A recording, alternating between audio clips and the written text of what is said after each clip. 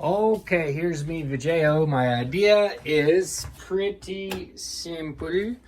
What if we had a thing that installed like pretty much right here and could maybe even replace hinges, but something that was pretty universalized for public toilets, and it was literally just a hinge and a spring and a dampener.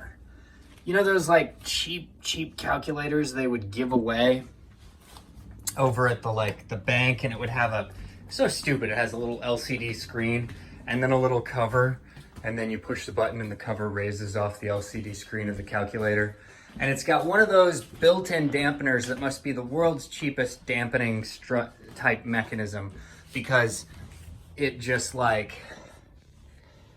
I don't know, it must just be a thick grease over an axle. I'm not sure how that goes, but we would use that. No fancy struts or anything like that. Just a much bigger version, beefier version of that same cheapest mechanism, if it was indeed the cheapest and easiest. So a thick grease dampener type thing or something. Basically, the idea is pretty straightforward. It's just that if you use in a public toilet, a lot of times in the men's room, they get pissed on. Women's room, they get shit on. And that's because a lot of women are hoverers. They're afraid to touch the seat, so they literally poop on it. And a lot of guys, we all know, just go ahead and, I guess they don't have the balancing skills to lift their foot and lift the seat with their foot and then pee inside.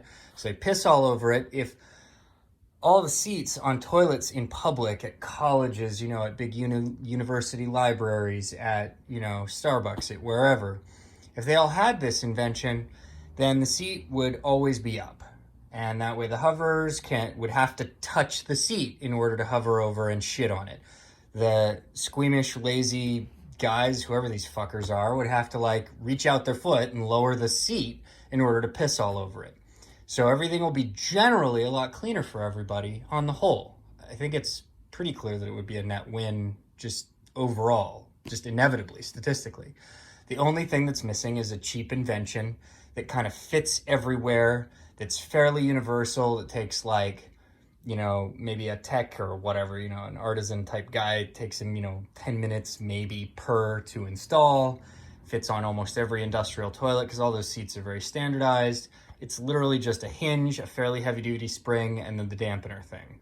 So that way, you push it down and it's not that heavy duty of a spring, but you got the right amount. We tweak it out so that it's comfortable. It's easy to push down, sit on, and then when you get up, it doesn't flop back. It just kind of slowly rises out of the way so that the next asshole doesn't ruin it for everybody. That's the idea of that. I don't know if that's specific enough. I apologize if I'm supposed to send you a schematic or something. I don't know. My next ideas are even worse, but, they're okay. The other idea is I would really, really love to collab with someone on watches and cars. They're 50 and 500 year ideas. The idea is to build a 50-year watch, and then based on a lot of the material science development that we did with that, we build a 500-year watch. The idea of these watches is that we innovate, and that we, in particular, innovate the business model itself. I want to start ushering in a new generation of businesses that have their own obsolescence built into them. So you engineer the obsolescence of your business, not your products. You completely reverse it. You make your products so that they last forever, work better, come at cheaper, and therefore saturate markets, and therefore have run your own business model out of business. And you have to go do something else with your life. You have to you have to move on. You get to, it's like, how many guys' fantasy is it to run around starting businesses and not have to run them? Well, we would get to do that. So we cut our teeth with our 50-year watch while we're making a watch that'll work for 50 years, virtually guaranteed. Maybe the standard can be that some kind of reasonable estimate that 98% of the production will last 50 years, obviously not 100% of them will make it the full 50 years. And obviously some percent will get broken, but I mean, assuming they don't get broken. And then the 500-year watch idea, that's obviously more ambitious, but, and I won't even talk about the 50 and 500-year cars, because, you know, I'm not Elon Musk and I don't expect any of you to be either. So, you know, whatever, that's a pipe dream. But I figure if I can get in touch with other guys who are interested in like micro brand watches, like Helm Watch, you know, I mean, I ran this by those guys, they weren't interested, but I don't know anybody else, you know, I don't know, maybe I could go around looking up micro brand watch email addresses and bugging people individually, but I don't know, it's just, you know, I'm telling you guys because you're there and you offered, you said, you know, give me your ideas, and you know, maybe cutting out the cases of these watches would be a CNC job. What's interesting to me is that the main challenge is sealing the case, because obviously you need a welded case. You can't have any rubber, you can't have any seals, you can't even have any glues. So you obviously need one solid piece of a case, and then you can use magnetic actuation is one idea. You could use tappy tap tap. You could like take the watch off your wrist and go bah, bah, bah, bah, bah, bah, bah, in your palm, and have an accelerometer inside the watch that then, when it detects that specific movement, it like unlocks it and opens it or something and allows you to start setting it. The magnetic actuated pushers would probably be better, so that you can have, you know, a minimal amount of moving parts. You've got a few moving parts on an outer kind of disposable-ish case. I mean, it starts to defeat the purpose if you have an inner case and an outer case, because then you just throw away the outer case, and then now it's not really a 50-year watch. But in any case, the idea is that the inside, it could be electromagnetic too. It could be, I don't know how Breitling has done it. I randomly heard that they did magnetic actuated buttons, so that's interesting. So I guess I didn't invent the idea, but of course I wouldn't have. I mean, it's kind of a no-brainer. You know, you use a magnetic proximity. I mean, I just saw Bolter doing that Ryobi piece of junk thing where you push on it to screw.